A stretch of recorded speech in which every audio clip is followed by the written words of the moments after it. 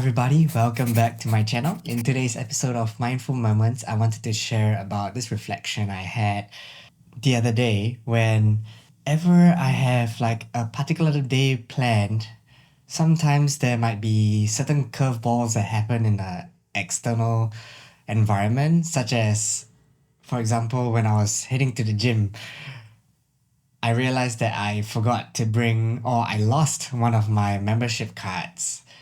And then that took an immediate reaction, a negative reaction to it, where I was like super frustrated. I didn't have that mood to work out at the gym anymore for that first 30 minutes of the day, where I was at the gym and then realized I had to be waiting outside trying to find my card or calling people up. And after calming down from that situation, although it was like a small situation, I just wanted to share about that because there might be other things that happen, of course, in the outside world that you can't plan for. And if, like, say, you have started the day in a good mood, sometimes you can't plan for these kind of feelings that will arise. And I think that is a good test actually for me to calm myself down and to really put the practice that I have been practicing. For example, the practice of being equanimous and not letting external factors affect me, but remaining calm and composed even in the stressful situations. And things like my wellness practices of going into, for example, the cold plunge, that gives me that chance and the opportunity to put myself in a controlled stress state.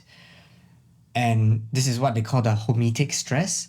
And being able to maintain that calm or training my mind to maintain calm even in those environments that I'm stressed under. So this can also translate to outside when you're living your life.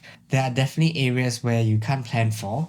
And when these situations arise, with the practices that you do, you can use those techniques such as breathing techniques to calm yourself down, box breathing. This is what I implemented for myself when these kind of stresses have arisen. It's not the perfect situation where I can just like discover the state that I'm in, the emotional stress that I'm in, and just fix it right away. It's something that I have to put in the amount of consistency to work towards to in terms of doing the work. And as more of these circumstances or experiences come, I can have this opportunity to train myself. So that's the perspective I take. Not as something that is like, whoa, why does this keep happening to me? But more of shifting their mindset to say, this is another opportunity for me to grow and for me to test myself to be able to remain calm and composed during these situations. If you think about it, it's like reprogramming yourself through accepting rejections, especially when you do something like sales and you have to put yourself out there and you're afraid of that rejection. Because I know I was, especially when I first started, like say, doing sales for myself. And that initial fear of rejection delayed me to proceed more in terms of developing myself as good at doing sales so that I can thrive in my business. Because at the end of the day, if you want to do well in your business, you have to be good in sales as well. And since I'm doing most of the things myself, I just have to put myself forward and just do it.